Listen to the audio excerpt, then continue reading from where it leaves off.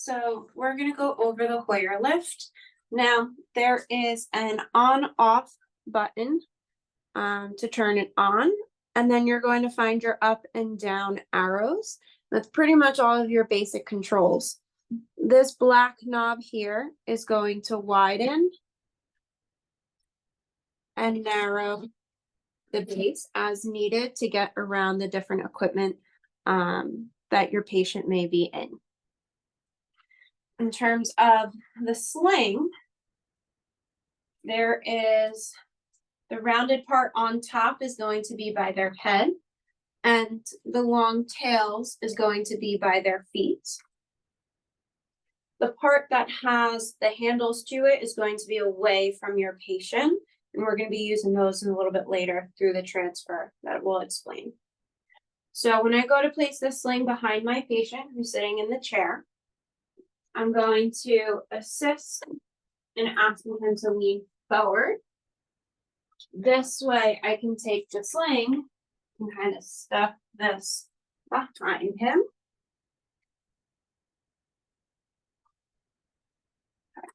And he can sit on that. I'm going to take these leg pieces and they're going to come underneath his leg here. And same thing on the other side. We're going to go underneath his leg there. Now, if I were to connect him to the Hoyer sling like this, it's going to end up spreading his legs, which may be helpful if you're doing some sort of like pericare or toileting. But just for transfers, we want to cross the loops one through the other to help kind of keep his legs closed. From this position, I'm going to bring the Hoyer lift over towards my patient to just widen it to fit around the wheelchair. I'm being cautious that I don't bump his nose into the machine. Now, each of the straps here have a different color. There's a black loop, a green loop, and a maroon loop.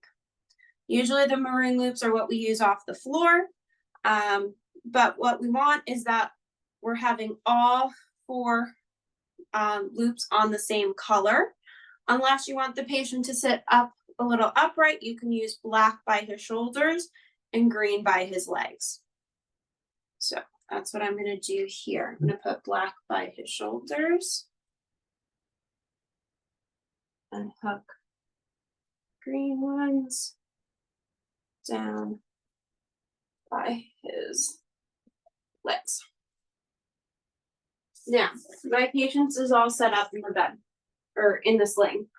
If I'm going to lift my patient up, I'm always going to want a second person here. Someone that's going to be able to control the lift while somebody's going to have a hand on those loops that I pointed out. Make sure your patient doesn't swing around or hit into anyone. When I go to lift him up, I'm actually not going to lock the Hoyer lift. I'm going to allow the gravity of his weight being lifted up to have the machine adjust itself so that it stays stable, and then allow it to have some of that movement. So I'm going to hit my up button. I'm going to ask my patient to keep his hands in his lap. If he has a catheter or anything, we can hook it right here on the sling, and then he'll be free to lift up.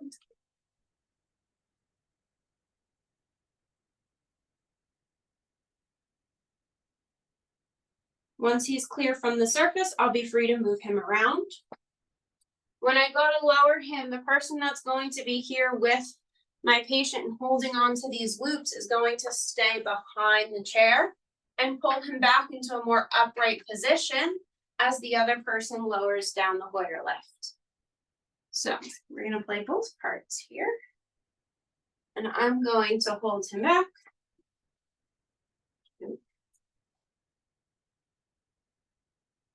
While lowering him down. As this lowers, the machine's going to slide back so that it doesn't hit him in the face.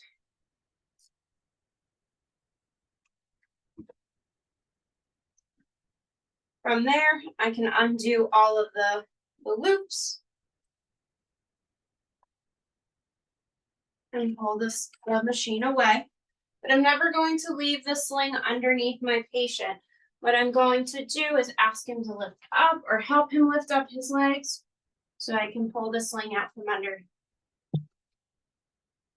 And then he's gonna lean forward and pull the sling out so that it doesn't create any skin breakdowns or things like that.